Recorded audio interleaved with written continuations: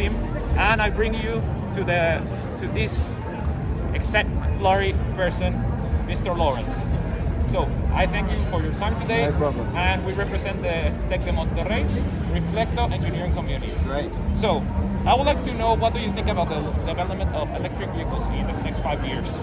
Well, it's obviously progressing rapidly, particularly I think in battery technology and the ability to store more and to be packaged smaller. Okay. So yeah, it's progressing fast. I mean, from our side of things, the technology is fixed right now, but it will be changing into generation 3. So that will progress quite a lot into the next generation of Formula E cars. So what about the software engineering? Do you think it will become more and more complicated the more advanced the electric vehicles become? Yeah, I mean, if you look at our race team, for example, there's more software engineers than there are mechanical engineers. So that gives you an example. Excellent, because the majority of my community, we are software engineers and all on that area. Good. Also, I would like to know, is Nissan becoming a world leader of electric vehicles? Well, I think we are already. We were the first to have a mass-produced electric car in the Leaf, which is one of the main selling electric vehicles in the world. So I think we already are there, and it's absolutely a focus for Nissan. Okay. Yeah, man. Estamos aquí en los pits por parte de Reflekto de Nissan. Monsieur Buemi, hallo. Yeah.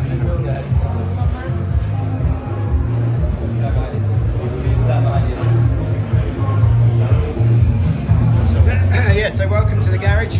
Thank you very much. So you've got the two cars here. Massive Wemmy's car on the left. Max Gunther's on the right. So, I am a very passionate Buemi. Yeah. I just recently got into Formula E, but I love his driving style. Yeah. He's aggressive, but he's also very meticulous. Yeah. And so yeah, and I really want to appreciate the opportunity of being here. I also know that the future is electric. Yeah. What are your expectations for this race? Do you think that we can get a podium? I think it's potential. It's so close, you know. Yeah. So it just all depends what happens in qualifying. Obviously, in the first 2 practice sessions, Sebastian came second in the first one, and he came 4th in the second one. So he's competitive. Yeah. So we just see it's so close. You know, it's just a few tenths of a second. You can be either second or you can be 10th. You know, so it looks quite good for Sebastian particularly. Max isn't quite as fast at the moment, but the car obviously has the pace because Sebastian is delivering some good lap times. So Yeah. these are the tyres. You see, they're like treaded tyres, so they're the same used in the dry as the wet. So they don't have different tyres for dry or wet. They just have the same. That's the purpose of Formula E, to be sustainable. So they have just 2 sets of tyres for the whole weekend, 3 per car. And if it rains or if it's dry, it's the same tyres. So they don't use too many tyres. The bodywork, everything is the same on all of the cars, but the sort of factory backwards is where the teams develop. Exactly. So you can see the cables going into the cars at the minute. The red and the blue cables are the cooling cables to cool the battery while it's charging, and then there's another cable going into the battery to charge it, and then this engine also takes the data over into the engineers, the software engineers, which are all over there. Because there's no live telemetry between the car and the engineers, so they have to plug it in when they get back. There are a lot of people that think that the electric cars are risky because of the batteries, that they can be very explosive. Yeah. Nissan particularly has developed a lot of the batteries to be safe. Is that right? Yeah, well, all electric vehicle companies, it's safe. I mean, if you invented the petrol car now and said you're going to drive around with a tank full of explosive liquid, people would think that was crazy. Yeah.